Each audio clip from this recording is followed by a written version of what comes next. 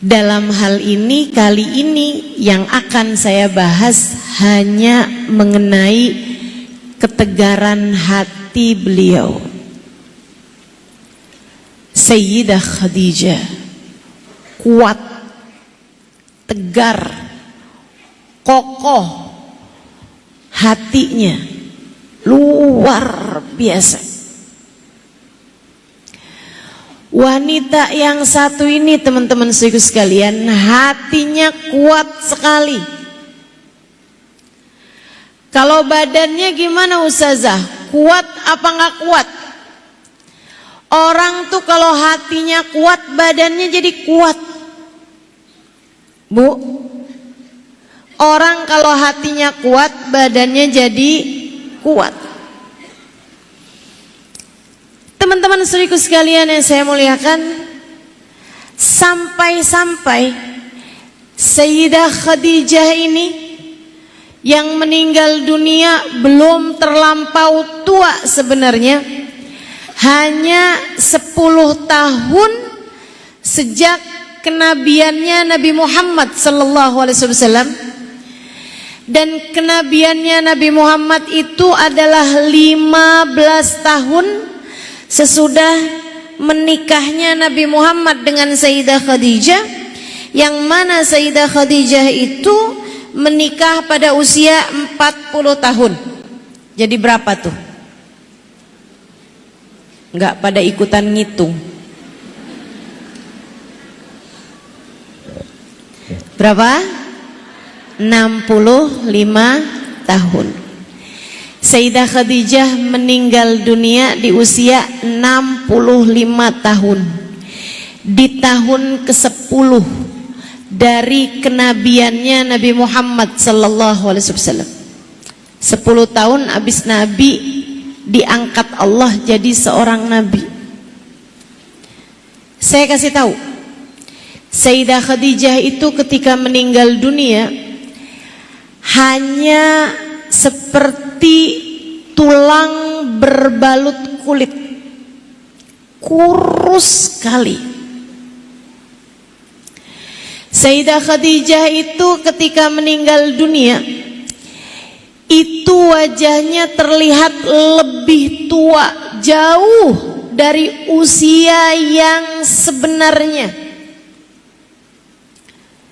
Teman-teman saudaraku sekalian yang saya muliakan, bukan Sayyidah Khadijah meninggal dunia dalam keadaan kurus, bukan karena beliau berusaha buat diet.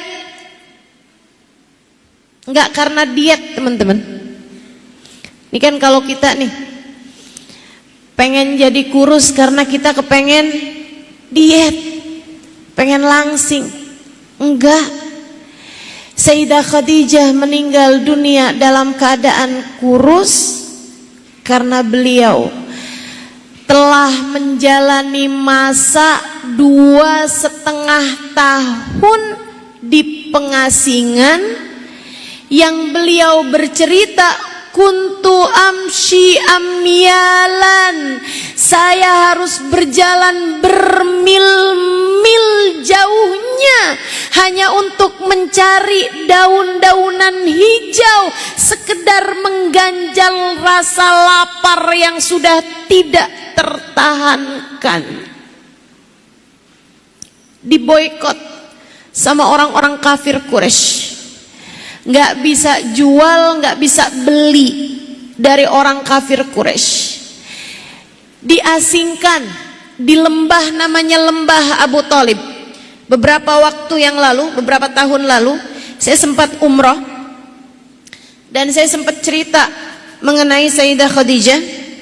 Rupa-rupanya supirnya yang adalah orang Arab, dia dengerin saya, dan walaupun saya berbicara bahasa Indonesia, tapi kan kadang-kadang ada hadis Nabi atau ucapan Sayyidah Khadijah yang saya bawakan dalam bahasa Arab, rupanya menyimak. Keesokan harinya disupir dengan supir yang sama tuh ya, biasanya kan selama beberapa hari. Supir tersebut berkata, Ustazah Halimah. Saya bilang, iya. Dia bilang hada wadi Abi Thalib. Dia bilang nih sebelah kanan kita ini namanya lembah Abu Thalib. Dia bilang yang kamu ceritain kemarin itu. Saya bilang yang mana? Dia bilang yang Sayyidah Khadijah bersama dengan Nabi Muhammad diasingkan di tempat ini. Sampai sekarang masih berupa lembah. Gak ada rumah-rumah, gak ada gedung-gedung, gak ada apa-apa. Sampai sekarang masih berupa lembah. Saudariku sekalian yang saya muliakan, berapa kilo jauhnya dari kota Mekah rumah Sayyidah Khadijah. Di lembah itu mereka diasingkan, bangun satu rumah kecil. Nggak ada apa-apa di sana, hanya beralaskan selimut usang yang tidak bisa menghangatkan saat musim dingin dan tidak pula dapat mendinginkan saat musim panas. Sering nggak makan berhari-hari. Karena itu tadi orang Quraisy nggak boleh mengirimkan sesuatu kepada mereka, dan mereka nggak bisa jual ataupun beli dari orang kafir Quraisy. Yang ada adalah kalau sahabat-sahabat Khadijah atau keluarga Nabi Muhammad berusaha untuk mengirimkan secara sembunyi-sembunyi, di antaranya ada yang sampai susu, makanan, Sayyidah Khadijah akan mendahulukan Nabi Muhammad buat makan makanan tersebut, akan mendahulukan Nabi Muhammad buat meminum susu tersebut. Sisa-sisanya beliau baru akan makan dan akan minum.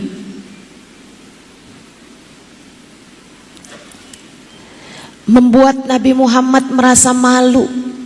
Saudaraku sekalian, berapa lama mereka di pengasingan? Enggak seminggu 2 minggu, enggak sebulan 2 bulan, bahkan mencapai 2,5 tahun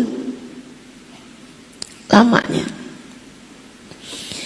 Sampai seperti yang tadi saya ceritakan padamu, Sayyidah Khadijah tuh hanya kayak tulang berbalut kulit gitu, kurus banget, mukanya cekung, terlihat lebih tua dari usia yang semestinya. Padahal sebelum menikah dengan Nabi Muhammad, atau bahkan sebelum Islam, sebelum Allah utuskan Nabi Muhammad menjadi seorang Rasul, Sayyidah Khadijah adalah salah satu, bahkan yang paling diratukan di kota Mekah. Beliau adalah wanita yang sangat kaya raya sekaligus dermawan. Beliau memiliki banyak harta, sekaligus dikenal dengan wanita yang ringan tangan membantu siapapun. Saudaraku sekalian, satu waktu ketika sudah lebih dari 2 tahunan Nabi berada di tempat terasing semacam itu, ada saatnya ketika mereka berdua sudah berbaring di pembaringan tersebut, Nabi duduk, dipandanginya wajah istrinya. Kemudian Nabi Muhammad berkata lirih, "Inni astahi minki ya Khadijah." Saya seringkali merasa malu padamu Khadijah. Sayyidah Khadijah membuka matanya, dipandanginya suaminya. Kemudian dia pun duduk juga. Tahu suaminya mau ngomong urusan yang emosional. Sayyidah Khadijah ini perempuan pandai, teman-teman.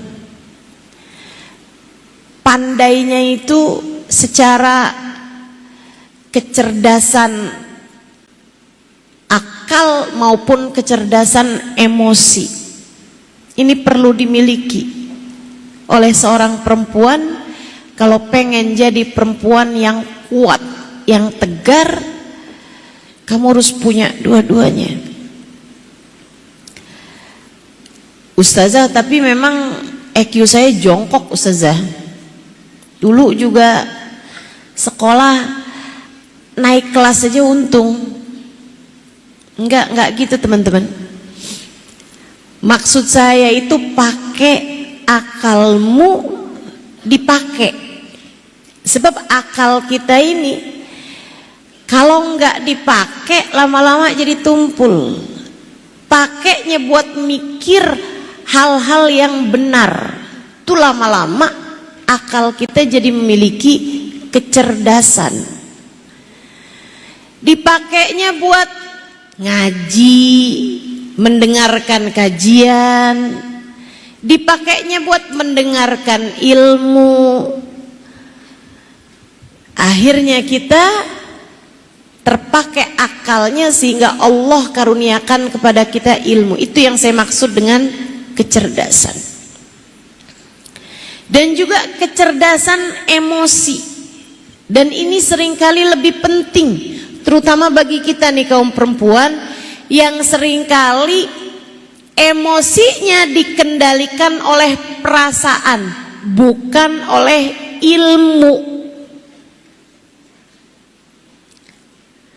Sayyidah Khadijah adalah seorang perempuan yang emosinya dikendalikannya oleh ilmu, oleh cahaya, bukan oleh perasaan.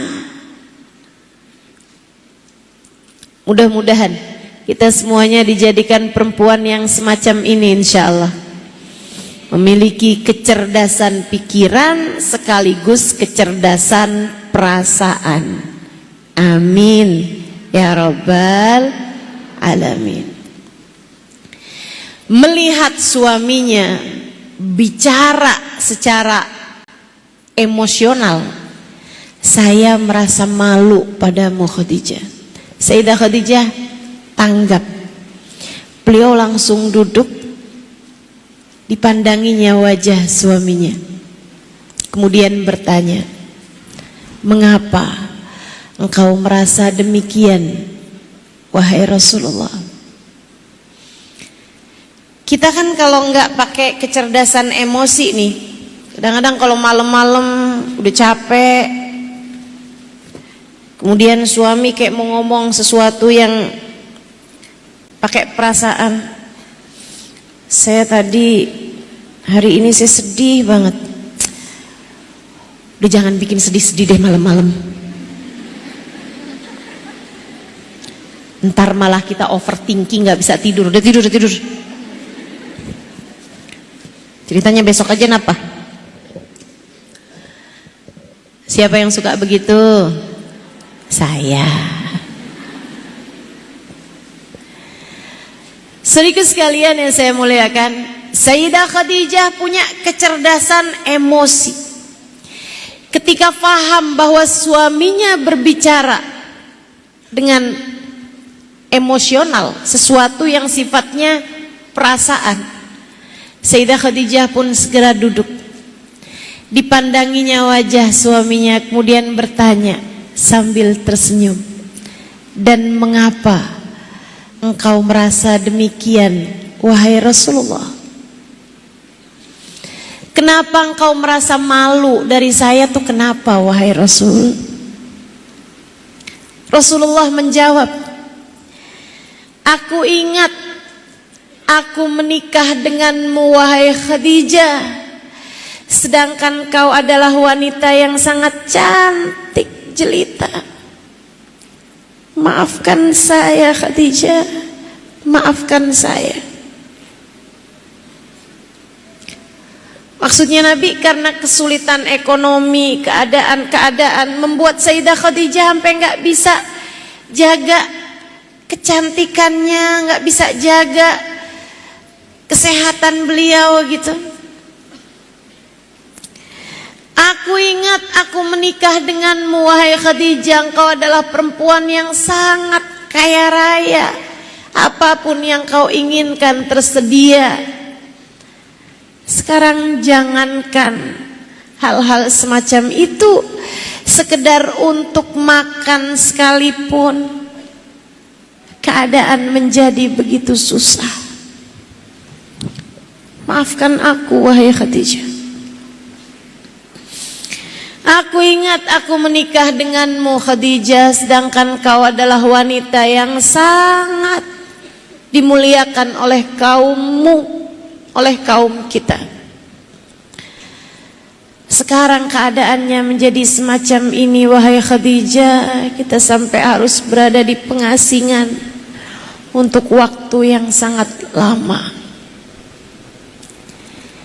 Sayyidah Khadijah, lihatin nih kekuatan hatinya. Saya bayangin kalau posisinya itu kayak saya bayangin aja nih ya, yang jadi Sayyidah Khadijah Halimah Al-Idrus misal. Bayangin makan boleh aja ya. Kalau Nabi Muhammad bilang begitu, palingan jawaban saya kayak begini. Ya udah deh.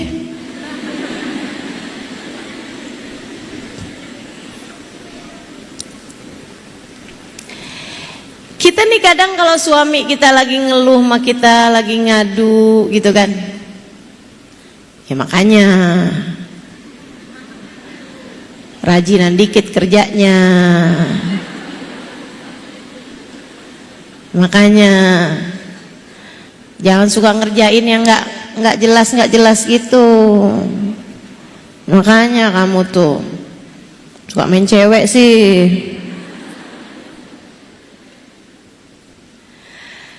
Kita suka cenderung yang kayak menyalahkan keadaan, menyalahkan dirinya gitu.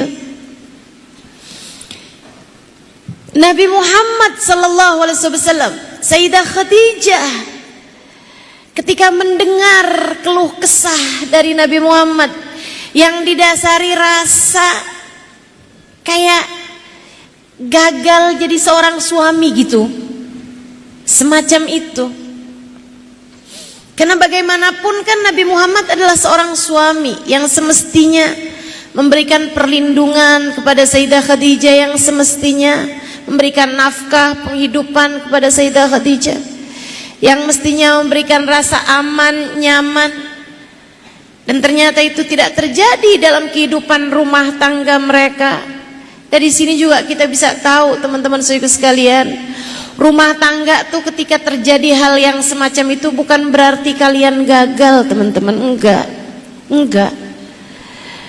Kalau rumah tangga yang sedang diuji menunjukkan kegagalan, tentu hal ini tak akan Allah berikan pada rumah tangga manusia paling nomor 1 di atas muka bumi ini. Maka saya sampaikan kepadamu wahai para istri, kalau kalian merasa kok kehidupan rumah tangga saya begitu susah ya, kok sulit banget ya, ini nafkah suami nih lagi sangat berkurang, ini keadaan nih lagi sangat seret banget nih urusan rezeki, tenang. Rumah tangga kalian ekonominya sedang turun, biarin ekonominya aja. Rumah tangganya jangan pernah turun nilainya di mata Allah. Duitnya lagi menipis, biarin duitnya aja. Imannya jangan ikut-ikutan menipis. Syukurnya jangan ikut-ikutan menipis. Keadaan cintamu kepada suamimu jangan bergantung urusan uang. Ada uang abang sayang, gak ada uang Jangan begitu. Malu sama Sayyidah Khadijah, teman-teman. Malu sama Allah Subhanahu wa taala. Kita belajar dari Sayyidah Khadijah. Kita belajar dari Sayyidah Khadijah. Sayyidah Khadijah tuh habis-habisan hartanya buat Nabi besar Muhammad. Segitunya nggak pernah menyalahkan Nabi, nggak pernah bahkan menyalahkan keadaan, nggak pernah menyalahkan takdirnya Allah SWT, nggak pernah. Ketika Nabi menyampaikan keluh kesahnya semacam ini, Sayyidah Khadijah tersenyum lebar kepada Nabi Muhammad SAW, kemudian berkata, jangan pernah merasa begitu wahai Rasul, engkau harus tahu, sejak aku memutuskan menikah denganmu, telah kujadikan hartaku, tenagaku, diriku, waktuku, nyawaku, hidup matiku untukmu ya Rasulullah. Itu ya, adem bener ucapannya. Kayak jangankan sekedar harta, jangankan sekedar tenaga, kecantikan, apalagi nyawa, hidup mati sudah aku persembahkan untukmu wahai Rasulullah. Untuk Allah, untukmu wahai Rasulullah. Untukmu. Aku melakukan semuanya karena Allah wahai Rasulullah. Engkau utusan Allah, aku sudah memutuskannya untuk itu wahai Rasulullah. Cakep banget. Belajar biar jadi perempuan yang gak perhitungan urusan harta. Biar kita menjadi seorang perempuan yang diperhitungkan di hadapan Allah Subhanahu wa taala. Bu, kalau nilai senyummu itu bisa dikasih nominal, namanya masih murah. Saya kasih tahu nih, para istri, kamu kalau kepengen jadi perempuan yang berharga, perempuan yang tinggi nilainya, bikin senyum kamu, diri kamu, pelayananmu kepada suami kamu tidak bergantung dengan nominal, tidak bergantung sama berapa transferan suami. Kalau masih yang cemberut aja diliatin sama suami, terus suami bilang kayak begini, udah tuh, apanya? Transferannya. Habis itu dilihat, transferan 10 juta, senyumnya langsung lebar. Nilai senyummu 10 juta, kamu murah teman-teman, kamu murah. Yang mahal adalah ketika dalam keadaan seperti apapun sang istri mampu tersenyum kepada suaminya, kamu benar-benar berkelas. Yang demikian harganya tak terbatas. Kalau masih ukurannya tuh 10 juta bahkan 100 juta, kamu murah. Yang mahal adalah ketika dalam keadaan ekonomi kamu sedang sangat terbatas sekalipun, ketika sang suami berkata, maafkan saya, hari ini kita sudah benar-benar sudah tak ada lagi uang yang tersisa, dan senyum kamu masih mengembang, kemudian kamu berkata, enggak apa-apa, kita punya Allah yang tak akan membiarkan keadaan kita kesulitan di atas muka bumi ini.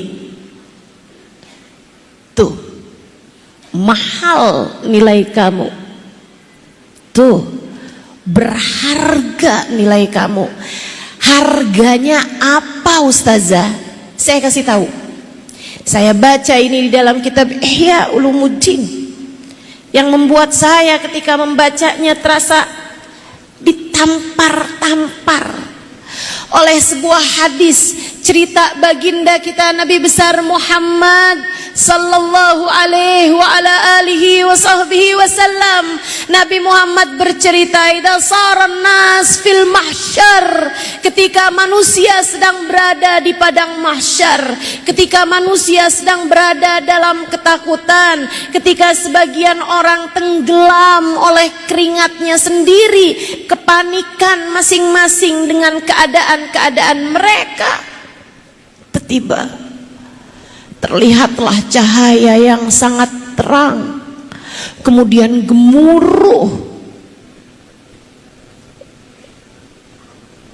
Mereka semuanya menundukkan kepalanya. Mereka semuanya menundukkan pandangan matanya, hingga kemudian terdengar suara, ya ahlal mahsyar irfa'u ru'usakum. Wahai penghuni mahsyar, angkatlah kepala kalian. Wahai penghuni mahsyar, angkatlah kembali pandangan mata kalian. Cahaya ini, keagungan ini bukanlah Allah hendak menampakkan diri, melainkan ini adalah penghormatan Allah untuk fulanah bintu fulan, fulanah bintu fulan, disebutkan nama perempuan, perempuan. Kemudian disampaikan, mereka adalah perempuan-perempuan yang mampu tersenyum tulus kepada suaminya. Harganya cahaya di padang mahsyar. Harganya adalah kemuliaan di padang mahsyar. Harganya adalah penyebutan nama dan pencapaian di padang mahsyar. Jangan mau jadi perempuan murahan, apalagi yang terus-terusan nuntut aja sama suami urusan rezeki. Gak gitu caranya jalanin hidup, Kak. Gak gitu caranya jalanin hidup, Dek. Kita perempuan semoga naik kelas. Tentu tak mampu kita mengikuti jejak langkah Sayyidah Khadijah. 3 hari nggak masuk makanan apa-apa, lapar luar biasa.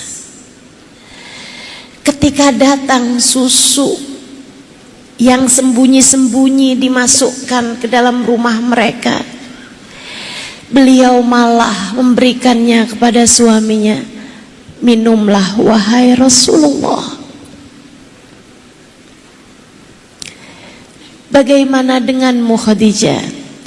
Minumlah engkau terlebih dahulu wahai Rasul. Kok bisa begitu? Kenapa bisa sekuat itu? Kenapa bisa sehebat itu, setegar itu? Teman-teman, kalau yang dicintai Sayyidah Khadijah adalah Muhammad anaknya Abdullah yang ganteng itu, tak akan Sayyidah Khadijah sampai sebegitunya.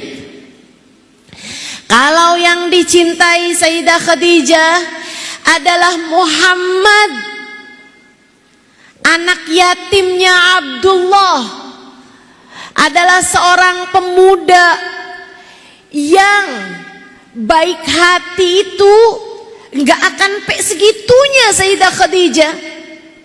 Lapar beliau, haus beliau, tapi dipersembahkannya semangkok susu tersebut kepada suaminya. Tapi yang dicintai Sayyidah Khadijah adalah Sayyiduna Muhammad Rasulullah.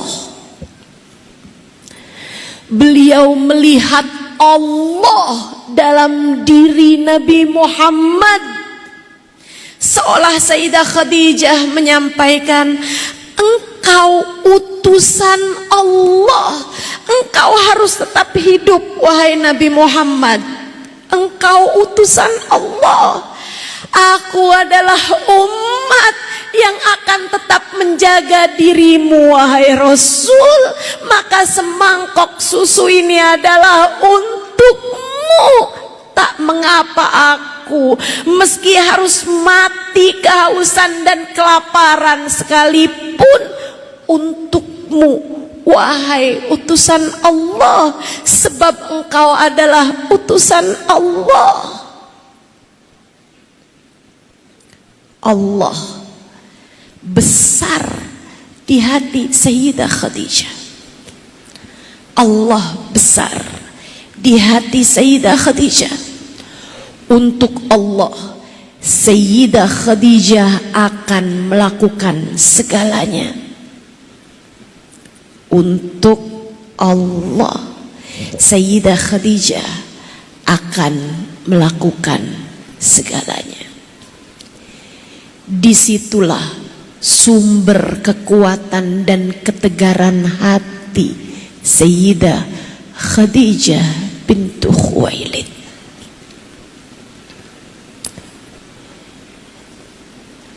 Teman-teman saudara sekalian, saya tiap kali membahas Sayyidah Khadijah, tentu saja juga tiap kali membahas Nabi Muhammad sallallahu alaihi wasallam, saya merasa kayak saya nggak pantas gitu. Orang semacam saya menceritakan wanita mulia seperti Sayyidah Khadijah. Saya merasa nggak pantas gitu. Orang semacam saya menceritakan tentang baginda mulia Nabi besar Muhammad. Tapi tak ada rotan akar pun jadi, bolehlah. Sambil berharap-harap cahaya itu menerpa saya. Sambil berharap-harap kilau cahaya tersebut menerpa dirimu yang mendengarkan kisah ini. Sebab mereka adalah orang-orang dermawan yang akan membagikan cahaya indah ini bahkan kepada siapapun yang mendengarkan tentang mereka. Bukankah Nabi Muhammad mengatakan, inda dzikri salihin tanazzalatir rahmat. Tatkala disebutkan nama orang-orang saleh, maka rahmatnya Allah akan turun dengan deras di tempat tersebut. Maka saya berharap dengan saya menceritakan, meskipun hanya tak sampai 1% dari hakikat kemuliaan mereka, saya tetap berharap hujan rahmat tersebut turun di hati saya, di akal pikiran saya, di diri saya, dan di hatimu yang mendengarnya, di pikiranmu yang mendengarnya, di hatimu yang mendengarnya. Sehingga semoga kita jadi perempuan yang lebih baik dari hari ini. Sehingga semoga Allah turunkan hidayah buat kita sekalian, menjadikan kita ini perempuan yang ngerti caranya menjalani kehidupan, sebagaimana Sayyidah Khadijah dulu sangat mengerti caranya menjalani kehidupan. Sayyidah Khadijah faham siapa yang harus ditaruhnya di dalam hati. Kita juga semoga begitu. Sayyidah Khadijah bergelimangan harta, tapi tak pernah mau harta tersebut menguasai hatinya. Ia tahu siapa yang semestinya bertahta di dalam hati. Dia tahu siapa yang semestinya dia letakkan di dalam hatinya. Dengan begitu mudah harta beliau pakai untuk dakwah di jalan Allah SWT. Kamu tahu, Nabi Muhammad itu di awal-awal Islam belum banyak orang mau nyumbang dakwahnya Nabi. Emang Nabi perlu apa dengan harta di awal-awal Islam? Perlu banyak sekali harta. Kenapa? Karena ada banyak orang-orang yang masuk Islam justru dari kalangan budak-budak belian, budak-budak yang dijual. Dan karena mereka masuk Islam, tuan mereka, majikan mereka menyiksa mereka habis-habisan, dicungkil matanya, disabeti dengan cambuk tubuh mereka.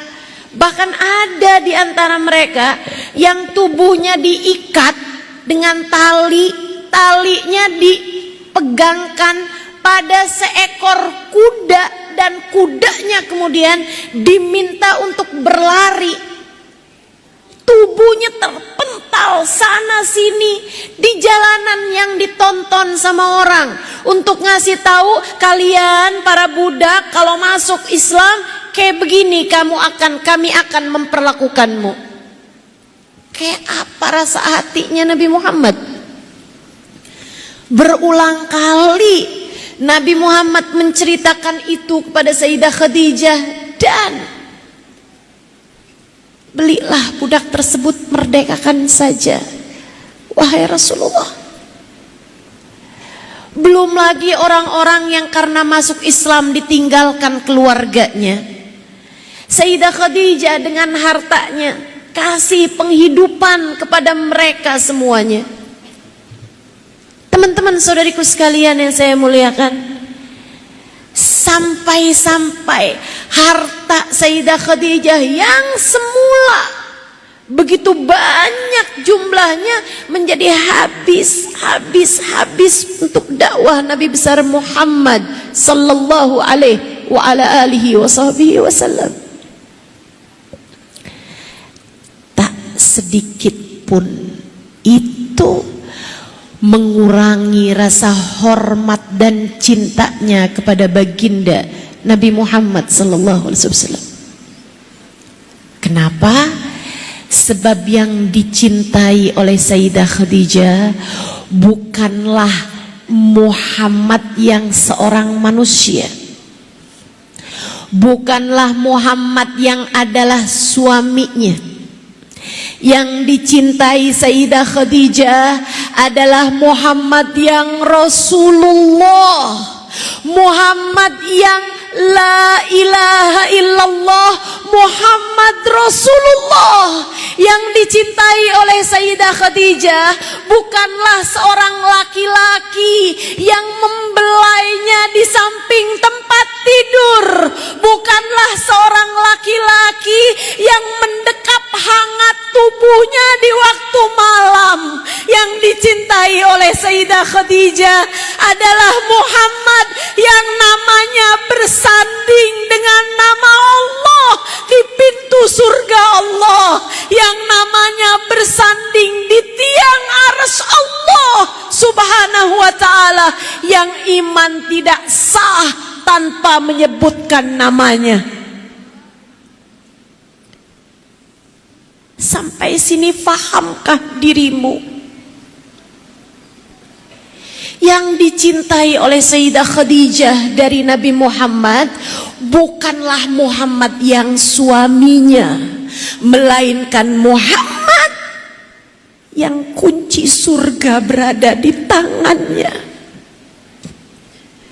Wa miftahul jannah biyadi. Kata Nabi Muhammad, kunci surga seluruh umat manusia berada di tanganku. Ana awal man dakhalal jannah. Akulah manusia yang akan pertama masuk surga. Sebab kunci surga berada di tanganku. Adam wa man dunahu tahta liwa'i yaumal qiyamah. Nabi Adam dan nabi-nabi yang sesudahnya hanya akan berada di belakang benderaku di akhirat nanti. Yang dicintai oleh Sayyidah Khadijah adalah baginda Nabi Muhammad sallallahu alaihi wasallam, yang utusan Allah, yang nabinya Allah, yang Habibullah Muhammad sallallahu alaihi wa ala alihi wa sahbihi wasallam.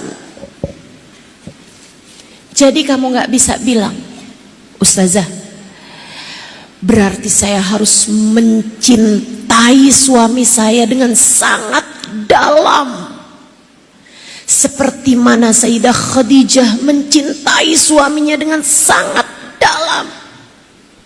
Bukan itu pelajarannya. Pelajarannya adalah kamu harus mencintai Nabi besar Muhammad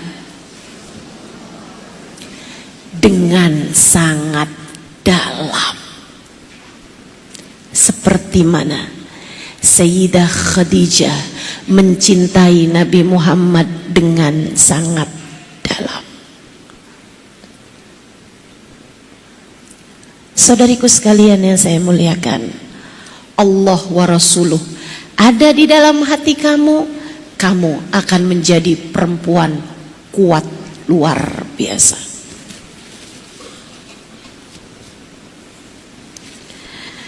Sayyidah Khadijah menjadikan Allah dan Rasulnya di dalam hati beliau. Ustazah yakin Sayyidah Khadijah tuh cintanya sama Nabi Muhammad bukan cinta istri kepada suami, itu yakin? Yakin 100%. Nggak ada ceritanya kalau cintanya itu adalah cinta istri ke suami gitu. Kayak Sayyidah Khadijah tuh nggak mungkin, teman-teman. Nggak mungkin, mustahil. Nggak ada ceritanya. Sebab dari awal nikah, saya menulis kisah tentang Sayyidah Khadijah di buku saya Pilar Cahaya. Bacalah buku itu. Saya menulisnya dengan sepenuh cinta. Bukan kitab sejarah yang paling padat gitu, enggak. Saya menuliskannya enggak cari padat, enggak cari lengkap. Saya hanya menuliskan dengan penuh cinta. Nah, kalau kamu mau kenal Sayyidah Khadijah dan belajar biar punya cinta sama beliau, sebagaimana dengan 4 sahabat lain, 3 sahabat lain yang juga saya tuliskan di Pilar Cahaya itu, saya menuliskan 4 orang pertama yang masuk dalam ajaran agama Islam, 4 pengikut Nabi Muhammad pertama, Sayyidina Abu Bakar, Sayyidina Ali, Sayyidina Zaid bin Harithah, dan Sayyidah Khadijah. Kalau kamu ingin membacanya, ingin kenal dan ingin belajar mencintai beliau biar faham sama keadaan hati beliau, keadaan iman beliau, keadaan cinta beliau. Bacalah buku tersebut. Saudaraku sekalian saya muliakan, saya tahu persis, atau setidaknya saya belajar untuk tahu latar belakang cinta sejati yang dimiliki oleh Sayyidah Khadijah. Cinta yang mengorbankan segalanya. Cinta yang seperti ucapan Sayyidah Khadijah tadi, jangankan sekedar harta wahai Rasul, sejak aku menikah denganmu, aku sudah memutuskan bahwa hartaku, tenagaku, waktuku, hidup matiku untukmu ya Rasulullah. Teman-teman saudaraku sekalian, cinta sejati semacam ini latarnya berpuluh tahun sebelum itu. Saat Sayyidah Khadijah masih baru anak perempuan muda, beliau berteman dengan, beliau belajar dengan saudara sepupunya yang merupakan seorang pendeta, Buhairah namanya. Belajar dari situ. Mohon maaf, Malik bin Naufal namanya.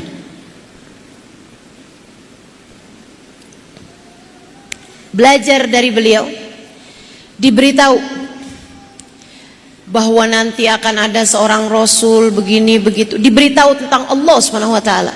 Sehingga Sayyidah Khadijah, perempuan yang beriman kepada Allah Subhanahu wa taala dari sejak mudanya, karena berteman, beliau diajarin berguru sama sepupunya ini. Beliau mengenal kisah-kisah Nabi Ibrahim, kisah-kisah Nabi Ismail. Beliau tinggal di dekat Ka'bah, faham betul asal muasal Ka'bah sebagai Baitullah, sebagai rumah Allah Subhanahu wa taala. Saudaraku sekalian yang saya muliakan, suatu hari, dan ini yang perlu saya garis bawahi, di zaman itu tuh perempuan, jangankan perempuan, laki-laki sekalipun sedikit sekali yang bisa baca tulis, dan Sayyidah Khadijah menjadi salah satu dari yang sedikit itu. Dari kecil, saat perempuan-perempuan yang lain tuh bicara tentang kecantikan, bicara tentang makanan, bicara tentang kaum laki-laki pengen jadi istrinya siapa, yang dipikirkan Sayyidah Khadijah adalah justru tentang para nabi-nabinya Allah, tentang menjadi hamba yang dicinta sama Allah, tentang bahwa Allah lah sang pemberi kehidupan kepada umat manusia. Maka dari kecil kebiasaan Sayyidah Khadijah adalah tawaf di Ka'bah. Teman-teman saudaraku sekalian, suatu hari Sayyidah Khadijah bermimpi. Beliau melihat cahaya sangat terang sekali turun dari atas langit. Cahaya tersebut kemudian turun sampai masuk ke kota Mekah, turun sampai ke daerah tempat mereka tinggal, turun kemudian sampai jatuh di atas rumah beliau, kemudian turun lagi sampai jatuh di pangkuan beliau. Saat cahaya tersebut berada di pangkuannya, cahaya tersebut meluas ke kota Mekah, meluas ke Jazirah Arab, meluas sampai ke seluruh permukaan bumi. Esok harinya dia datang ke tempat saudara sepupunya tersebut, kemudian menceritakan, yang adalah guru beliau, beliau menceritakan kisah mimpinya. Apa kata gurunya? Ya Khadijah, in sadaqti fima qult. Wahai Khadijah, jika benar apa yang kamu sampaikan padaku ini, ketahuilah, yusyak an yub'ats nabi hadhil ummah. Sebagaimana yang kamu tahu, kita ini sekarang berada di zaman akhir, di masa yang hampir terutuskannya Nabi akhir zaman. Khadijah, mimpimu itu berarti bahwa Nabi akhir zaman itu akan keluar dari rumahmu. Kamu akan menjadi istri Nabi akhir zaman. Berbinar mata Sayyidah Khadijah. Ya Allah, ya Allah. Bukan yang diinginkan Sayyidah Khadijah, wah jadi perempuan terkenal, wah jadi istri Nabi, enggak gitu. Tapi wah, dekat jalanku dengan Allah, dekat jalanku dengan Allah. Saudariku sekalian yang saya muliakan, satu hari beliau datang ke Ka'bah untuk tawaf. Ada juga beberapa orang waktu itu. Kemudian dari satu kampung datang hari itu seorang pendeta tua. Kemudian dia lihat-lihat perempuan-perempuan yang lagi tawaf, ada beberapa orang saat itu. Terus dia bilang, ya nisa Makkah, perempuan-perempuan Mekah, dengerin nih, dengerin. Saya punya kabar gembira buat kalian. Perempuan tersebut pada, apaan kabar gembira apaan sih? Dia bilang, yusyak an yub'ats nabi akhiril ummah wa ihda kunna takun imra'atuh. Kalian semua dengerin perempuan-perempuan, sebentar lagi ini akan terutus nabi umat ini, dan salah satu di antara kalian akan menjadi istrinya. Itu perempuan-perempuan yang lain, emang agak-agak kurang. Semuanya menganggapnya gila kecuali Sayyidah Khadijah. Ketika dia mendengar itu berdebar-debar hatinya. Ya Allah, ya Allah, ya Allah. Tapi kemudian nabinya nih nggak datang-datang. Temen-temennya udah pada nikah. Akhirnya Sayyidah Khadijah pun nikah, dapat 2 anak, suaminya meninggal. Kemudian menjanda berapa tahun, kemudian menikah lagi, dapat 1 anak, kemudian suaminya udah di usia tua, meninggal juga, meninggalkan harta warisan yang sangat banyak, sekaligus pekerjaan, perusahaan, ekspor impor barang. Zaman itu teman-teman, betapa sangat mandirinya pemikiran Sayyidah Khadijah. Apa yang dia lakukan dengan harta peninggalan suaminya? Dia besarkan perdagangannya. Ini nih, kalau kamu bilang perempuan di zaman terakhir ini nih gak usah kerja, gak boleh kerja, perempuan tuh sebaiknya udah aja bergantung secara nafkah, atau bekerja dalam Islam tuh bid'ah buat perempuan, dan seterusnya dan seterusnya.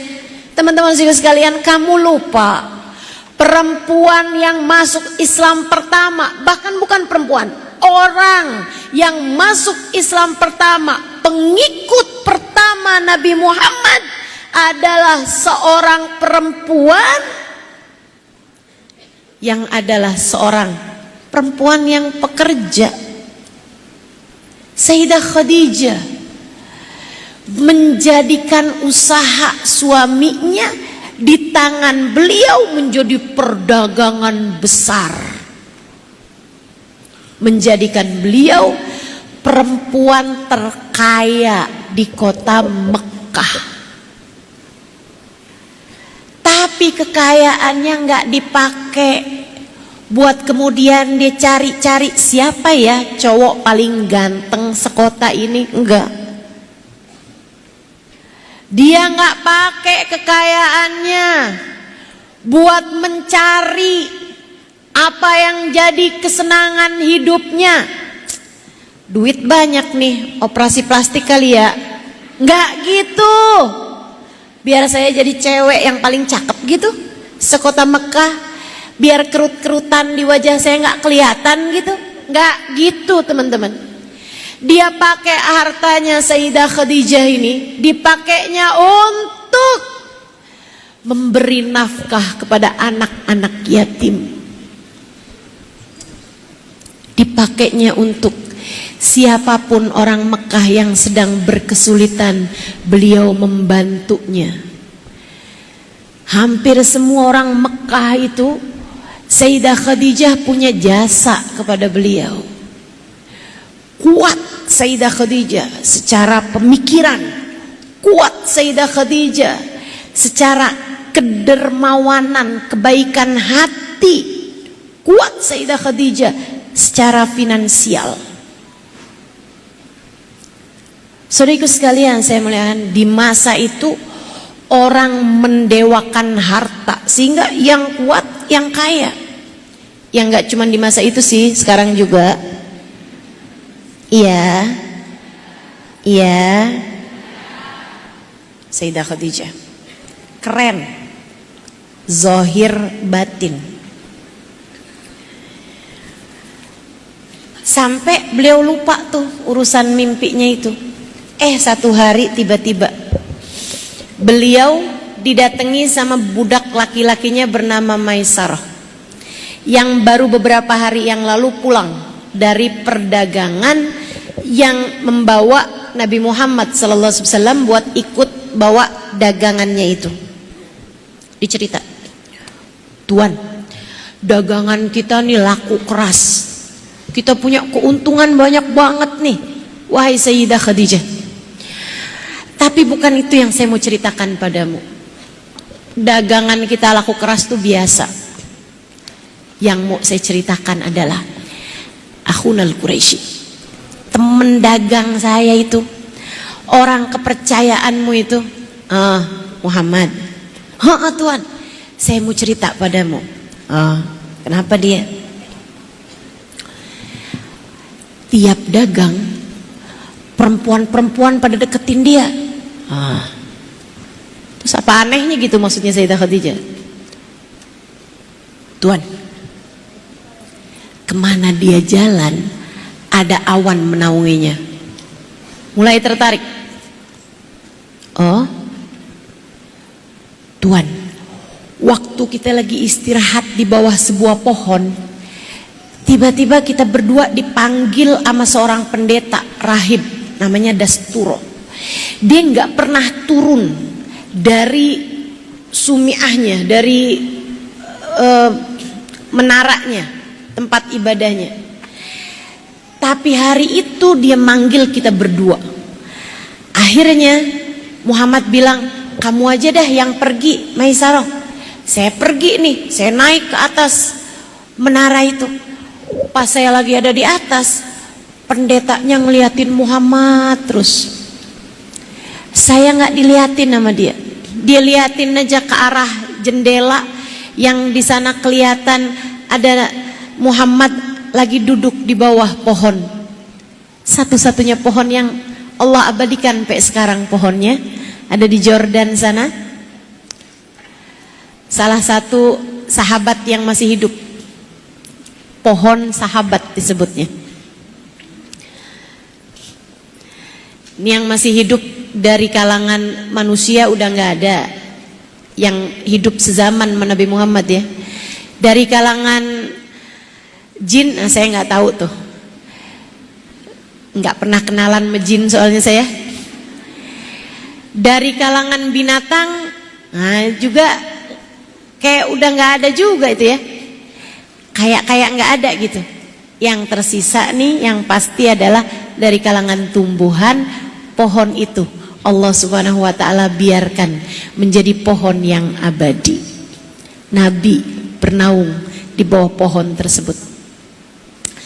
Nabi Dasdurul liatin aja, terus dia bilang sambil pandangannya ngelihat ke arah pohon itu, man tahta dillatil kasyajarah, siapa tuh yang lagi ada di bawah pohon itu? Maisaro jawab, tak ke akhil Quraisy, itu saudara saya. Kayak dia bilang, itu abang saya dari Quraisy. Noleh, gak bakalan. Dia pasti anak tunggal. Kamu pasti ngaku-ngaku aja jadi saudara dia anak tunggal.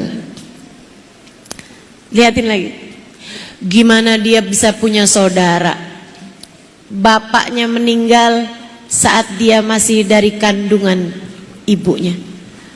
Kok kamu tahu?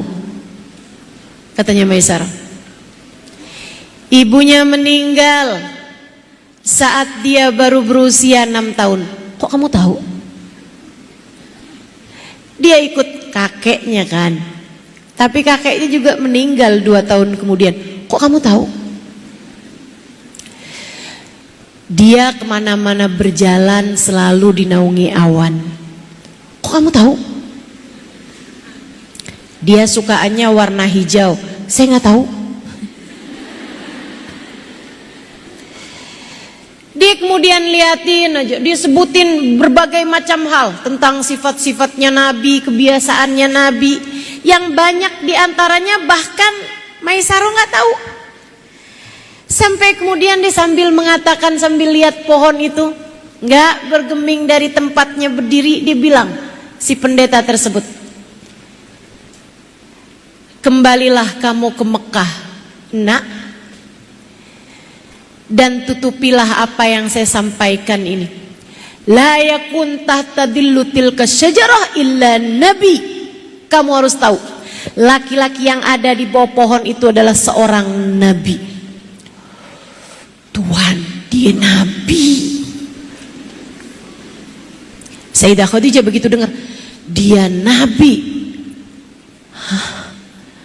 Kebayang mimpinya, kebayang ucapan pendeta tua dulu, deg-degan langsung. Ya ampun. Padahal Sayyidah Khadijah waktu itu sudah berusia 40 tahun. Dia sudah janda 2 kali, sudah memutuskan untuk tidak akan menikah lagi. Tapi bukankah apa yang beliau lihat di mimpinya, jika itu adalah takdir, haruslah terjadi? Maka mulai itu lamar. Nih waktunya saya harus cerita tentang Sayyidah Aisyah juga, bukan? Jadi akhirnya beliau kemudian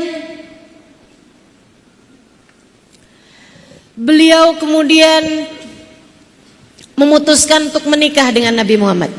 Ini ada satu poin yang saya mau ceritakan kepadamu teman-teman. Sayyidah Khadijah itu ketika udah lamarannya diterima dan seterusnya, saya nggak mau cerita dengan detail karena waktu. Sayyidah Khadijah ada ketemuan sama Nabi Muhammad beberapa hari sebelum pesta pernikahan dilaksanakan. Dipanggil Nabi Muhammad ketemu sama Sayyidah Khadijah di sebuah tempat. Kamu jangan bayangin, oh, berarti pacaran. Enggak gitu. Pacaran itu sesuatu hal yang hina, bahkan oleh orang mulia di masa jahiliyah. Jadi kalau kamu zaman sekarang pakai pacaran, berdua-duaan, pegang-pegangan tangan, senggol-senggolan, main rebahan kepala di bahunya dia, seraya mengatakan, kamu tahu nggak tempat paling nyaman?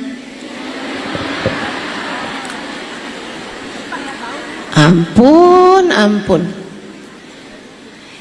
Bahkan buat orang mulia seperti Sayyidah Khadijah di zaman jahiliyah, belum ada syariat, laki perempuan ketemuan boleh, nggak jadi soal di masa tersebut. Bahkan perempuan-perempuan dibayar untuk nari, dibayar untuk itu ya, kebiasaan tradisi saweran. Kamu pikir baru-baru aja itu dari masa jahiliyah. Kerjaannya perempuan tuh kayak gitu. Itu mereka menari dari yang asalnya pakai baju tertutup, kemudian mulai buka rambut, mulai buka selendang, mulai buka baju helai demi helai, sampai ketika jelang subuh sudah tidak tersisa satu kain pun. Itu kebiasaan jahiliyah di masa itu. Itu kebiasaan jahiliyah di masa tersebut, teman-teman saudariku sekalian. Dan itu tuh semakin terbuka perempuan-perempuan, itu semakin kembali ke masa jahiliyah. Islam memuliakanmu dengan menutup auratmu rapat-rapat. Islam memuliakanmu, menjadikanmu seorang perempuan yang mulia di mata Allah Subhanahu wa taala karena kemampuanmu untuk menjaga diri. Jangan jadi perempuan genit. Setuju? Kamu perempuan berkelas, Islam telah memuliakanmu. Kamu perempuan mahal. Jangan mau-maunya baru ditransfer berapa, kemudian jadi ikut. Suami lagi tidur, kamu WhatsAppan sama laki-laki lain. Transferan saya udah masuk belum? Udah tuh, kamu udah makan? Murah banget, hina banget. Kamu gak begitu teman-teman, kamu gak begitu.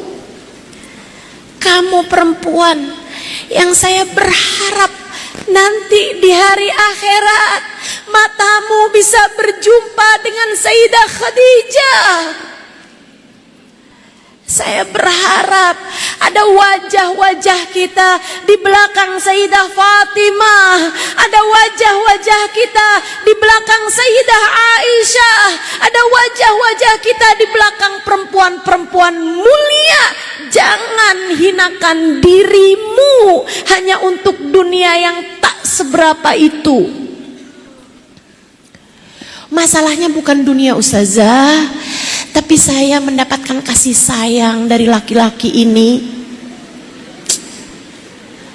Suami saya gak pernah perhatian sama saya, tapi dia perhatian sama saya. Bukan suamimu, bukan laki-laki itu yang perhatian sama kamu, tapi setan.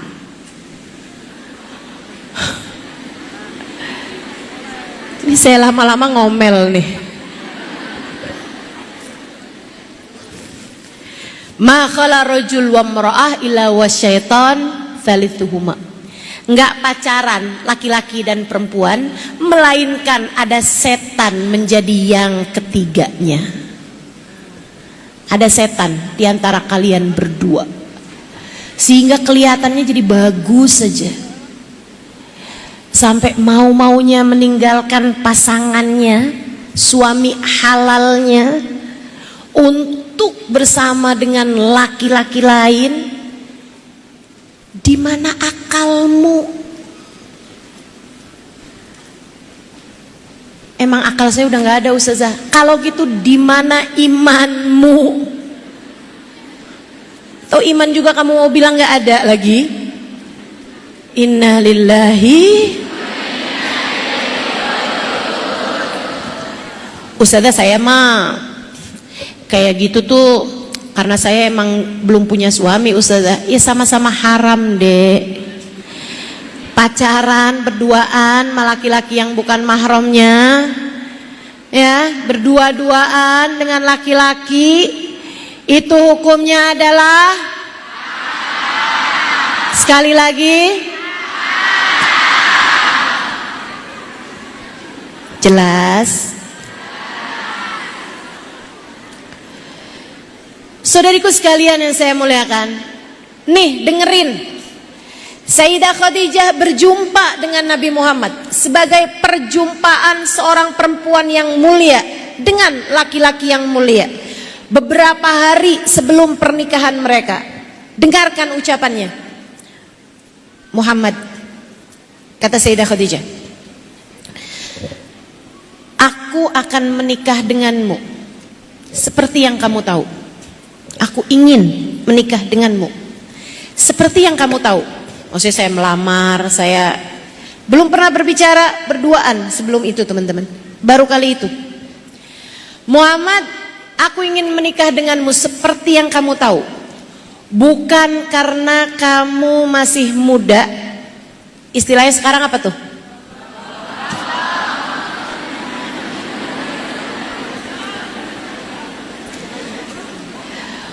Bukan juga karena kamu tampan, rupawan, walaupun itu iya. Muhammad cakep teman-teman, kita tahu semua lah. Bukan karena itu, artinya bahwa andai pun Nabi Muhammad itu jelek, udah tua gitu, Sayyidah Khadijah tetap akan menikah. Karena bukan itu sebabnya, bukan itu landasannya. Ini dia nih yang saya sampaikan tadi. Sayyidah Khadijah tuh menikahi, mencintai Nabi Muhammad bukan karena Nabi Muhammad suaminya, bukan karena Nabi Muhammad itu laki-laki yang begini begitu romantis atau apa segala macam, bukan itu. Dengarkan ini. Aku ingin menikah denganmu wahai Muhammad bukan karena kamu berakhlak mulia, nggak pernah bohong, bukan itu. Bahkan bukan karena itu teman-teman. Aku ingin menikah denganmu wahai Muhammad karena aku kira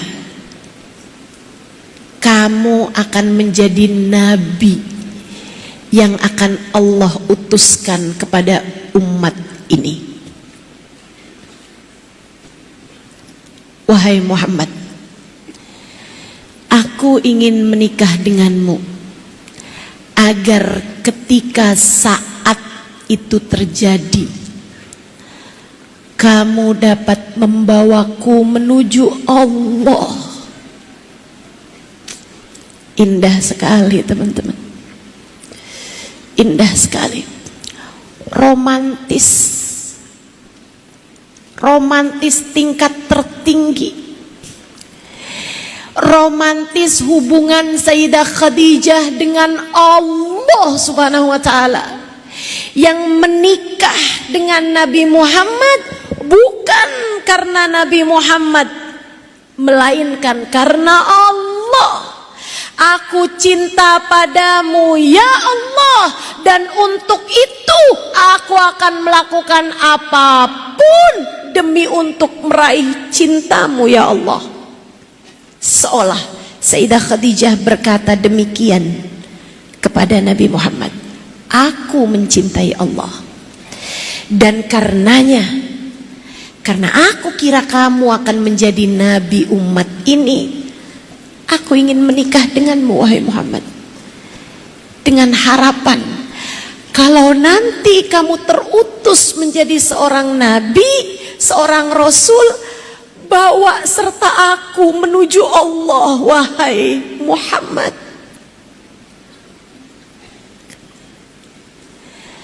Nabi Muhammad menunduk kemudian menjawab, ya Khadijah, aku tidak tahu kebenaran ucapanmu. Saya nggak tahu apakah saya akan menjadi seorang nabi atau bukan, saya nggak tahu. Tapi jika saya menjadi seperti yang kamu sampaikan, artinya jika saya jadi seorang nabi, saya akan membawamu serta bersama denganku. Tapi jika ternyata saya bukan seorang nabi seperti yang kamu kira, saya yakin Allah yang kamu menikahi saya karenanya tidak akan menyia-nyiakan kamu wahai Khadijah. Cakep. Teman-teman saudara sekalian, ini prinsip hidup saya, dan saya berharap jadi prinsip hidup kamu juga. Kerjakan sesuatu karena Allah, Allah tak akan pernah menyia-nyiakanmu. Kamu kalau cinta sama suami, jangan cintai suami karena dia suamimu. Jangan cintai suamimu karena dia adalah ayah anak-anakmu, melainkan cintai dia karena Allah. Maka entah Allah akan meletakkan cinta di hati suamimu kepadamu, atau Allah Subhanahu wa ta'ala akan memberikan kepadamu cintanya, mencukupimu dengan cintanya, membuatmu tak lagi berharap cinta selain darinya. Dan saat itu kamu menjadi tidak peduli apakah suamimu mencintaimu ataukah tidak, sebab kamu telah terpenuhi dengan cintanya Allah Subhanahu wa ta'ala. Dari sini kamu tahu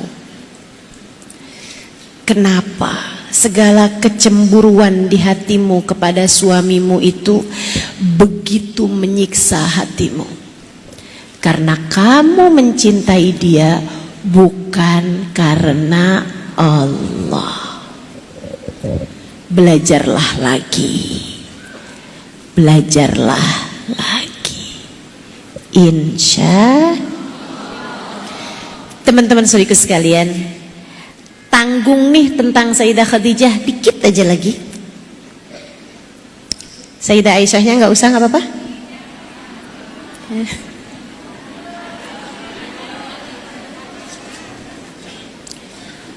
Teman-teman saudaraku sekalian, ada masa nih ya, saya mau ngasih tahu kamu balasan Allah Subhanahu wa ta'ala buat Sayyidah Khadijah. Perempuan yang hatinya terisi dengan cintanya Allah ini, kayak apa Allah sama beliau?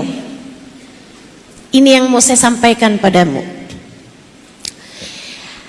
Satu hari Nabi Muhammad lagi ada di atas Gua Hiro. Bukan kali pertama, bukan. Udah turun wahyu, udah berulang-ulang. Udah banyak ayat-ayat yang turun pada masa tersebut. Nabi lagi ada di Gua Hiro, lagi sholat, datang malaikat Jibril. Habis selesai Nabi sholat, Ustazah itu kan belum Isra Mi'raj, belum. Nabi sholat dengan cara sholatnya Nabi Allah Ibrahim alaihissalam. Nabi selesai sholat, disamperin malaikat Jibril.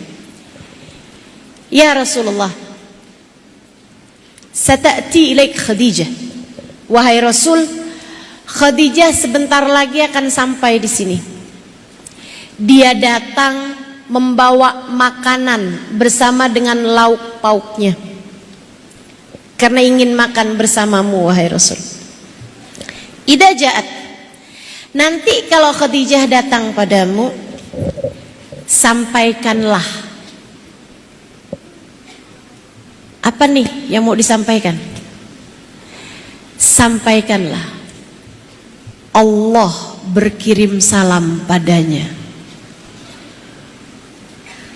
Ya Allah, ya Allah. Allah berkirim salam padanya. Aku Jibril berkirim salam padanya.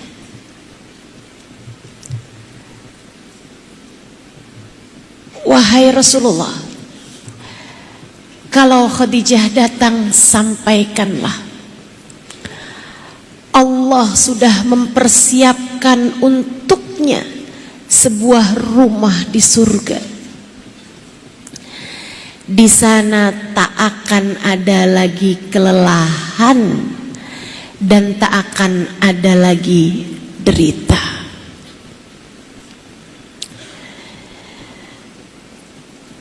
Habis itu malaikat Jibril keluar, gak lama datang Sayyidah Khadijah. Sayyidah Khadijah datang, Assalamualaikum ya Rasulullah. Itu teman-teman, habis naik 2 jam dari bawah, Habis jalan kurang lebih 3 jam dari rumah. Ya, dari rumah sampai ke bawah gunung.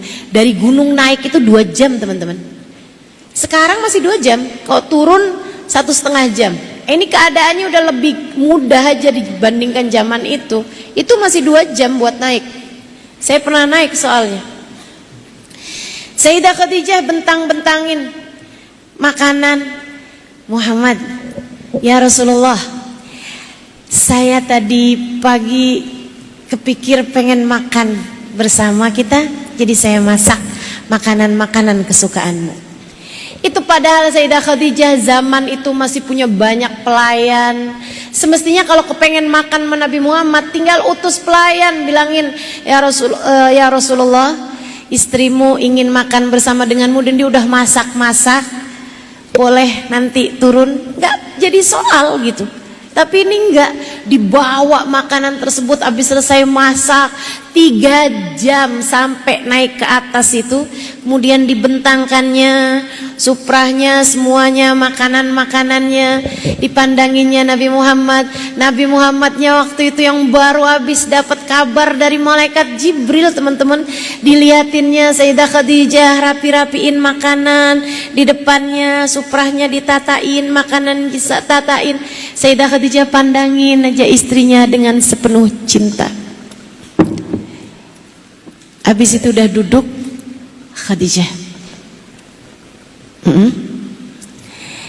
Ja'ani Jibril, tadi barusan ini malaikat Jibril datang padaku. Ia memberi kabar gembira untukmu, wahai Khadijah. Wahai Khadijah, Allah berkirim salam padamu. Malaikat Jibril berkirim salam padamu. Dan aku suamimu mengucapkan salam untukmu, wahai Khadijah. Allah menjanjikan untukmu sebuah rumah di surga, terdiri dari intan dan batu permata.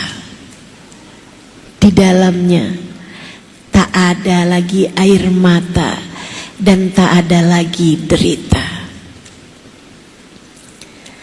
Sayyidah Khadijah tersenyum penuh syukur, senang banget. Kemudian menjawab, Innallaha huwassalam wa ala Jibril assalam wa alaikassalam wa rahmatullah wa barakatuh ya Rasulullah. Allah dialah sang pemilik salam. Kepada malaikat Jibril ucapkan salam kembaliku untuknya, wahai Rasul, dan untukmu. Semoga salam Allah, keberkahan dan keridhoannya senantiasa tercurahkan atasmu. Pinter tuh. Sayyidah Khadijah nggak bilang kirim salam balik buat Allah wahai Rasulullah, nggak gitu. Kita makan kagak ngerti ya. Sayyidah Khadijah, orangnya masih di bumi, Allah penciptanya udah kirim salam kepada beliau, ya Allah. Keren abis nggak sih ini? Luar biasa teman-teman. Baik, itu ketegaran hati Sayyidah Khadijah, karena beliau melakukan segalanya hanya karena Allah. Belajarlah untuk itu. Kalau Sayyidah Aisyah gimana Ustazah?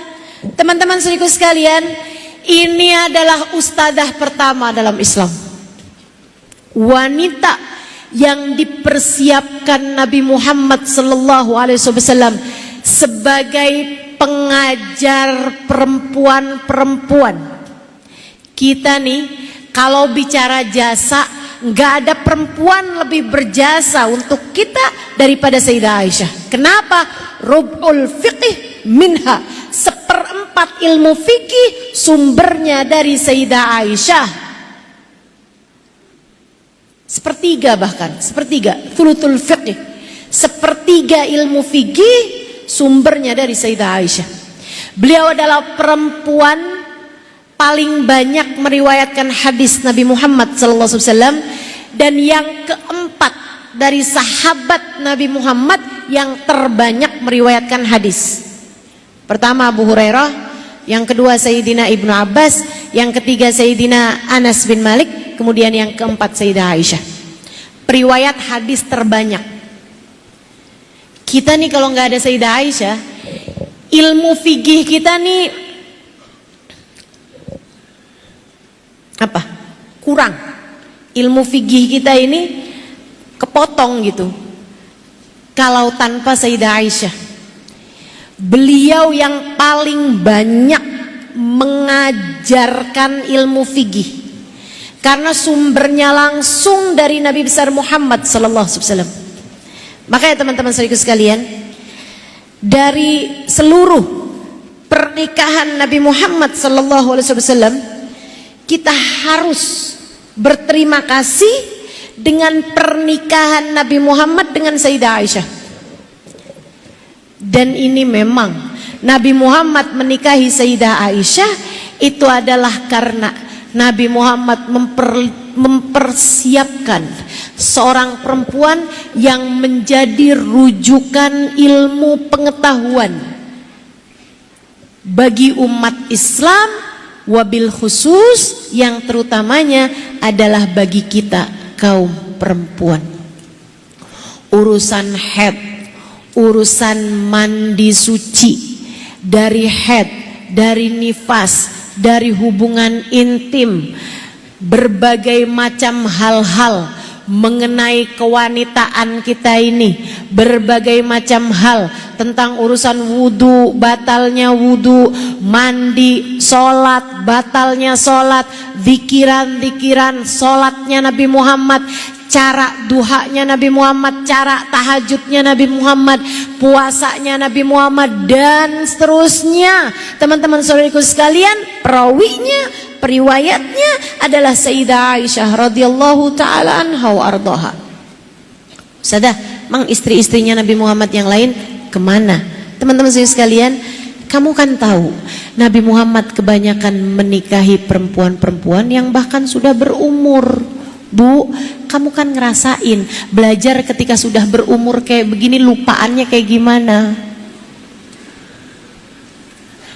Ini keluar dari majelis ini, kalau anaknya nanya, Mi, Mak, tadi Ustazah Halimah ngajarin apa?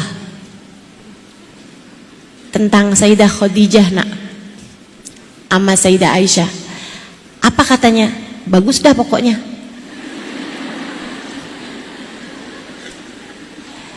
Tapi apa yang diceritain? Keren dah pokoknya. Ceritanya tentang gimana? Sayyidah Khadijah istrinya Nabi Muhammad. Ya itu mah kita udah tahu mah. Ada nak di YouTube. Dengerin aja.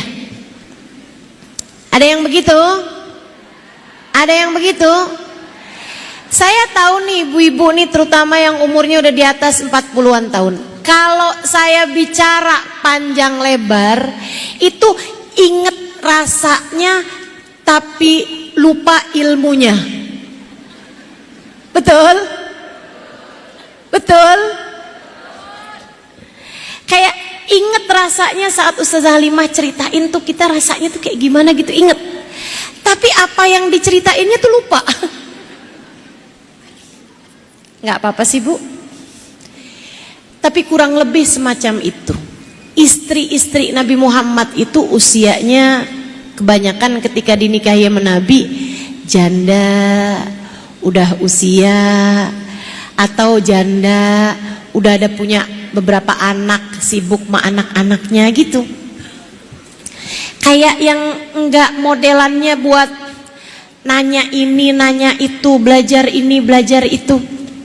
Kecuali anak perempuan satu ini dinikahi sama Nabi saat masih sangat belia. Waktu akad 7 tahun. Waktu mulai tinggal bersama 9 tahun. Tapi tentu saja Nabi tak pernah berhubungan intim dengan beliau kecuali sesudah beliau bukan hanya sudah balik, melainkan sudah mampu untuk itu. Ya, kamu harus tahu, tak ada orang lebih punya rahman rahim hatinya, lebih punya sayang, lebih punya welas asih dibandingkan dengan Nabi Muhammad sallallahu alaihi wa ala alihi wasallam. Lupakan semua urusan-urusan atau jauhi semua urusan-urusan yang enggak benar tentang pemikiranmu tentang Nabi Muhammad menikah dengan perempuan yang masih sangat belia. Berarti itu salah semuanya tuh, salah semua. Kamu harus saya kasih tahu, bahkan Sayyidah Aisyah ketika dilamar sama Nabi Muhammad di usia 7 tahun sudah jadi lamarannya orang. Artinya di masa tersebut tradisi para ibu bapak adalah untuk menikahkan anak mereka, bahkan sudah menjadikan anak mereka sebagai lamaran. Udah dilamar tuh bahkan dari usia 3 tahun 4 tahun tuh udah dilamar sama orang. Teman-teman sekalian, jangan sedih kamu yang udah umur 25 tahun belum dilamar orang. Jangan dibanding-bandingin, tradisinya berbeda, kulturnya berbeda, keadaannya berbeda. Nabi memang mempersiapkan Sayyidah Aisyah untuk menjadi ustazah bagi kita nih di zaman sekarang ini, teman-teman. Beliau punya kemampuan, otaknya cerdas, dan keingintahuannya tuh begitu besar terhadap segala sesuatu. Jadinya dikit-dikit nanya sama Nabi, dikit-dikit nanya sama Nabi, ini apa maksudnya Rasul, ini apa maksudnya Rasul. Sehingga para sahabat tuh sesudah wafatnya Nabi Muhammad sallallahu alaihi wasallam, tiap ada ayat yang mereka nggak ngerti artinya apa, datang kepada Sayyidah Aisyah, dan selalu saja jawaban Sayyidah Aisyah adalah sa'altu Rasulullah sallallahu alaihi wasallam anha fa'ajaba. Ditanya apa aja, Sayyidah Aisyah jawabnya begini nih, saya pernah bertanya hal itu kepada Nabi Muhammad, kemudian Nabi Muhammad menjawab. Artinya adalah bahwa ayat Quran tuh dari awal sampai akhirnya yang Sayyidah Aisyah nggak ngerti udah pernah ditanyain sama Nabi Muhammad sallallahu alaihi wasallam. Kenapa gitu? Rasa penasarannya terhadap segala sesuatu luar biasa. Apa kabarmu yang udah segini tua, doa iftitah nggak tahu artinya? Tidak ada satu hal dari seluruh isinya Quran. Sayyidah Aisyah mengatakan, "Ma min ayah min ayatil Quran." Tidak ada satu ayat dari seluruh isinya Al-Quran kecuali saya tahu kapan turunnya, saya tahu turunnya mengenai apa, saya faham makna-maknanya, saya faham ilmu fikih yang terkait di dalamnya, saya bahkan faham mengenai tata bahasa Arabnya, keindahan, mantik, urut, nahu, sorof, dan semuanya. Sayyidah Aisyah radhiyallahu ta'ala anha wardaha, hingga para sahabat mengatakan, faqad ra'aina wa ma ra'aina ahadan afqah bihalal wa haram min Aisyah. Saya udah ketemu banyak sahabat, katanya para tabi'in, dan saya lihat, saya tahu tidak ada siapapun lebih mengerti urusan halal haram, lebih mengerti urusan fikih dibandingkan dengan Sayyidah Aisyah radhiyallahu taala anha warḍaha. Kita kenal laki-laki yang paling alim, paling pandai adalah Sayyidina Ali bin Abi Thalib, dan tentu saja Sayyidina Ali adalah pintu dari gerbang ilmunya Nabi besar Muhammad sallallahu alaihi wasallam. Namun ada beberapa kejadian di mana Sayyidina Ali ditanya tentang sesuatu hal. Kemudian Sayyidina Ali menjawab, "Is'alu Aisyah fa innaha a'lam minni fi hadhil mas'alah." Tanyakanlah hal ini kepada Sayyidah Aisyah. Tentu ini sudah wafatnya Nabi ya. Tanyakanlah hal ini kepada Sayyidah Aisyah. Aku rasa dia lebih memahami permasalahan ini dibandingkan dengan diriku. Kenapa begitu? Karena Sayyidina Ali tahu yang tinggal barengan dengan Nabi Muhammad adalah Sayyidah Aisyah, dan yang sering bertanya-tanya permasalahan ina itu segala macam, terutamanya tentang urusan fikih, adalah Sayyidah Aisyah radhiyallahu taala anha wa ardhaha. Ini perempuan keren yang lain, teman-teman. Isi kepalanya adalah ayat-ayat Quran. Isi kepalanya adalah hadis-hadis Nabi Muhammad sallallahu alaihi wasallam. Ini perempuan keren yang lain, teman-teman saudaraku sekalian. Kalau kamu punya anak-anak perempuan yang lagi belajar, lagi mondok, lagi mempelajari ilmu agama, minta sama mereka untuk sering-sering kirim Fatihah kepada Sayyidah Aisyah. Ya, minta mereka buat sering-sering kirim surat Al-Fatihah kepada Sayyidah Aisyah. Kalau bisa setiap habis sholat kirimin Fatihah kepada Sayyidah Aisyah. Kenapa gitu? Biar hati mereka tersambungkan dengan Sayyidah Aisyah. Nah, kalau kamu nih yang gak lagi masa-masa belajar dan yang gak lagi sibuk mempelajari ilmu agama, saya sarankan kamu untuk tiap habis sholat bacain surat Fatihah buat Sayyidah Khadijah. Biar kamu punya sambungan hati sama Sayyidah Khadijah. Insya. Gimana bacanya Ustazah? Begitu habis selesai salam sholat, sebelum baca zikir yang lain, begini. Al-Fatihah la ruhi Sayyidah Khadijah bintu Khuwailid zaujatin Nabi sallallahu alaihi wasallam. Allahumma ighfir laha warhamha wa'afiha wa'fu anha. Allahumma ighfir laha warhamha wa'afiha wa'fu anha wa yanfa'una bi barakatiha wa asrariha wa anwariha wa ulumiha wa nafahatiha fid din wad dunya wal akhirah. Al-Fatihah. Hafal? Enggak kan? Hafal? Kalau enggak hafal gimana Ustazah? Al-Fatihah ila ruhi Sayyidah Khadijah. Fatihah. Hafal? Baik. Diamalkan insyaallah. Teman-teman saudaraku sekalian yang saya muliakan, ini Sayyidah Aisyah, dan beliau dengan Nabi Muhammad seindah-indah istri, semenyenangkannya istri, ya, semenyenangkannya istri. Saya sebelumnya ketika diberi judul itu kayak selembut Sayyidah Aisyah. Sayyidah Aisyah bukan yang lembut gitu, bukan yang lembut dalam artian bicaranya pelan, lembut gitu, enggak gitu. Lembut tuh lebih ke Sayyidah Fatimah Az-Zahra. Sayyidah Aisyah itu istri yang sangat menyenangkan. Teman-teman, menyenangkan. Beliau itu bisa yang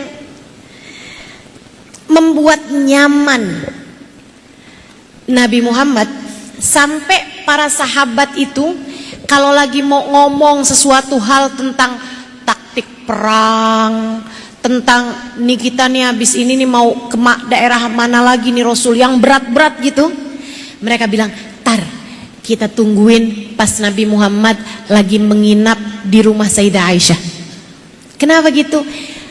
Hatinya tuh terasa lebih nyaman, yang sampai kayak siap gitu untuk bicara hal-hal yang berat-berat sekalipun. Tuh, kalau kamu bisa jadi istri yang kayak begitu, cakep banget dah. Bisa jadi istri yang membuat beban suami tuh kayak berasa ringan ketika sedang bersamamu, bukan malah jadi bebannya suami. Ada istri malam-malam doa, "Ya Allah, kesian suami saya. Angkatlah beban terberat dalam hidupnya ya Allah." Doanya diijabah, besoknya dia mati. Ternyata beban paling berat suaminya adalah dia.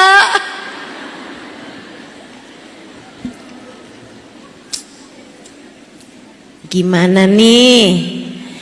Yuk para istri belajar jadi istri yang menyenangkan dari Sayyidah Aisyah. Sayyidah Aisyah tuh ketawaan, senyuman, suka dengerin, suka perhatian terhadap segala sesuatu gitu. Itu Sayyidah Aisyah radhiyallahu taala anha wa ardhaha. Enggak ada ceritanya suaminya ngomong apa terus iya, saya udah tahu. Ini modelannya banyak yang kayak gitu tuh. Ada yang begini di situ? Mana orangnya? Saya. Kalau suami mau begini gitu, iya udah tahu. Udah banyak beritanya. Masya Allah. Yuk, siapa di antara kita yang suaminya udah ngulang cerita yang ke-200 dan dia tetap mendengarnya kayak kali pertama? Tuh keren tuh. Sayyidah Aisyah gitu tuh. Tentu Nabi Muhammad bukan yang model cerita bolak-balik gitu ya. Tapi Sayyidah Aisyah tuh sangat menyenangkan sekali teman-teman saya sekalian. Sampai Nabi Muhammad itu bercerita, sampai Nabi Muhammad tuh bilang, sampai Sayyidah Aisyah tuh cerita, Nabi Muhammad mengulang-ulang Quran sedangkan kepalanya di bahuku. Jadi Nabi ngulang-ulangin baca Quran, kepalanya di bahu Sayyidah Aisyah. Kapan lagi Nabi mengulang-ulang baca Quran gitu sedangkan kepalanya di pangkuan Sayyidah Aisyah? Itu bisa sebegitu menyenangkannya tuh Sayyidah Aisyah, sampai suaminya merasa nyaman mengulang-ulangkan Al-Quran. Karena Nabi ngulang-ulangin Al-Quran, Sayyidah Aisyah juga memang hafal Al-Quran juga gitu kan, jadinya ngulangin bareng. Terus nanti ada ayat-ayat yang Rasul, yang itu tuh maksudnya apa itu Rasul? Sangat amat menyenangkan teman-teman. Saudaraku sekalian yang saya muliakan, Sayyidah Aisyah bahkan bercerita dari menyenangkannya kehidupan rumah tangga mereka ya. Kata Sayyidah Aisyah, aku minum dari gelas, kemudian Nabi Muhammad minum dari air sisaku tersebut dan mencari-cari di mana letak bibirmu tadi Aisyah.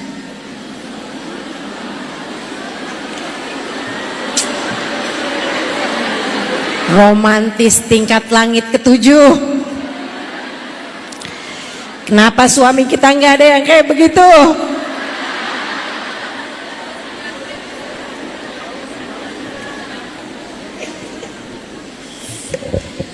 Allahu Akbar. Ya, yuk belajar dari Sayyidah Aisyah tentang menjadi seorang istri yang menyenangkan. Menyenangkannya didasari dengan ilmu. Sampai Nabi Muhammad bilang begini nih, Aisyah, saya tahu kapan kamu lagi seneng gitu, lagi cinta gitu sama aku, dan aku tahu kapan juga kamu kayak lagi ada yang kamu sebelin gitu dari saya. Kata Nabi Muhammad, dari mana engkau tahu wahai Rasul? Kata Sayyidah Aisyah, kan masih sangat belia ya Sayyidah Aisyah. Kata Nabi Muhammad gini, kamu kalau lagi nggak ada apa-apa dari aku Aisyah, kayak nggak ada yang lagi disebelin, nggak ada yang lagi dicemburuin gitu, kamu akan bilang Birabbi Muhammad, Birabbi Sayyidina Muhammad, demi Tuhannya Nabi Muhammad. Sayyidah Aisyah kadang-kadang sumpah gitu, sumpahnya tuh pakai nyebut Birabbi Muhammad, demi Tuhannya Nabi Muhammad, demi Tuhan yang telah mengutus Nabi Muhammad. Terus kalau kamu lagi kayaknya ada yang kamu lagi cemburuin, kamu lagi keselin gitu, kamu pasti akan, kalau sumpah kamu bilangnya begini, Birabbi Harun, Birabbi Musa, Birabbi Ibrahim, demi Tuhannya Nabi Ibrahim, demi Tuhannya Nabi Musa. Nanti lagi ada yang kayak lagi dicemburuin sama Sayyidah Aisyah gitu. Jadi kalau lagi ngomong atau apa, pakai nama nabi yang lain selain Nabi Muhammad. Seru lah. Kapan Sayyidah Aisyah gambar? Ingat ya, Sayyidah Aisyah dinikahi sama Nabi di usia, tinggal bareng di usia 9 tahun, teman-teman. Dan Nabi membiarkannya seperti apa adanya. Ini Nabi nih, ketika cinta sama istrinya, cinta dengan cinta yang benar. Nabi cinta luar biasa kepada Sayyidah Khadijah. Nabi ketika menikah dengan Sayyidah Aisyah, Nabi cinta kepada Sayyidah Aisyah, tapi tidak berusaha menjadikan Sayyidah Aisyah versi Sayyidah Khadijah. Bukan Aisyah yang Khadijah. Nabi mencintai Khadijah sebagai Khadijah. Nabi mencintai Sayyidah Aisyah sebagai Aisyah.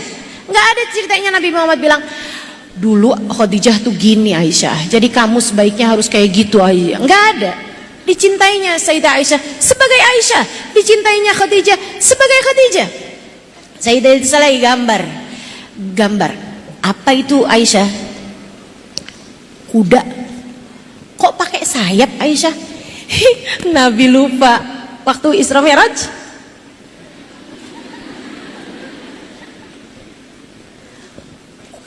Kuda itu ada yang bersayap, Rasul namanya buruk. Saya lagi gambar buruk. Lucu banget ya sih. Radhiyallahu ta'ala anha wa ardaha. Ada banyak hal yang saya nggak akan ceritakan semuanya karena keterbatasan waktu. Yuk, kita akan akhiri majelis kita dengan kita baca suratul Fatihah. Untuk Sayyidah Khadijah, semoga kekuatan hatinya menguatkan hati kita. Semoga keberkahan Sayyidah Khadijah Allah turunkan untuk kehidupan kita.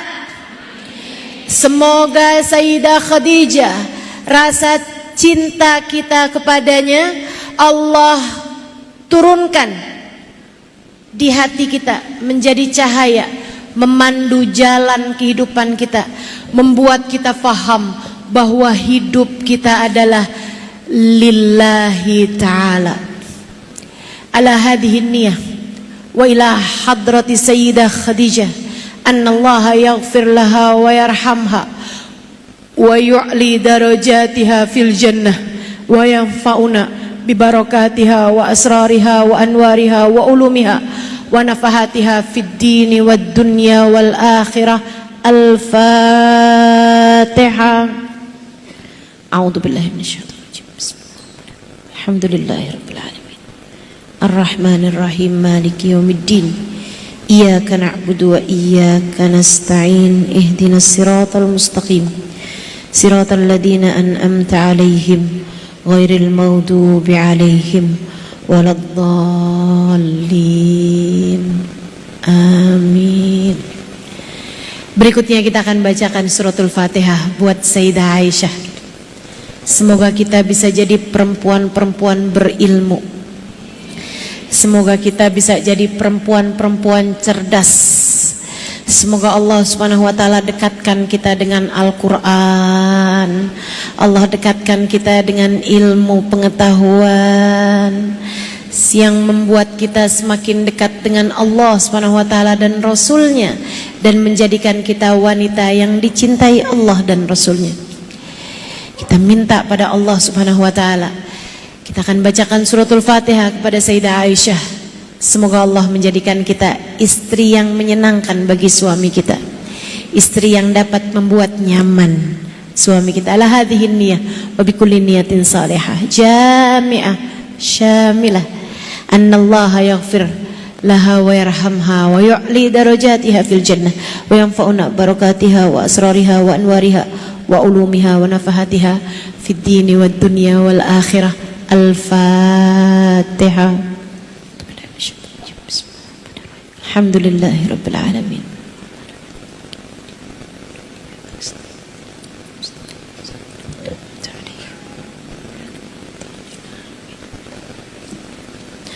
اللهم بحق الفاتحة برمة الفاتحة بركة الفاتحة تفتح لنا أبواب الخير تعاملنا معاملة أهل الخير تكفينا من جميع الفتن والمهن بؤس وضير إنك ولي كل خير متفضل بكل خير برحمتك يا أرحم الراحمين اللهم إنا نسألك زيادة في الدين بركة في العمر وصحة في الجسد وسعة في الرزق وتوبة قبل الموت وشهادة عند الموت مغفرة بعد الموت وعفوا عند الحساب وأمانا من العذاب ونسيبا من الجنة وارزقنا النظر إلى وجهك الكريم اللهم عافنا من بلائك وأوزئنا شكر نعمائك وأذقنا برد عفوك وحلاوة مناجاتك اللهم وما قضيت علينا من أمر فاحفظ علينا فيه الأجل والدين اللهم وما قضيت لنا من أمر فاجعل آكبته رشدا يا مقلب القلوب ثبت قلوبنا على دينك يا محول الأحوال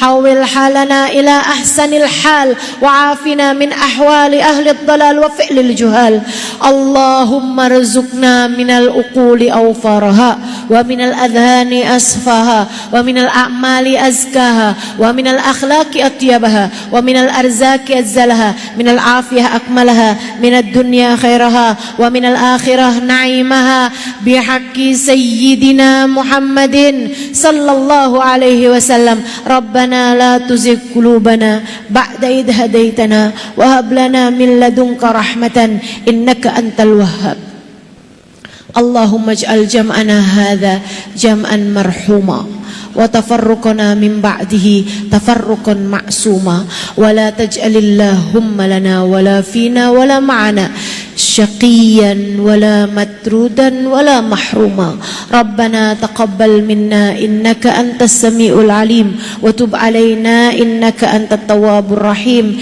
بفضل سبحان ربك رب العزة أما يصفون وسلام على المرسلين والحمد لله رب العالمين. Taqabbalallah minna wa minkum taqabbal ya karim. Mudah-mudahan bermanfaat.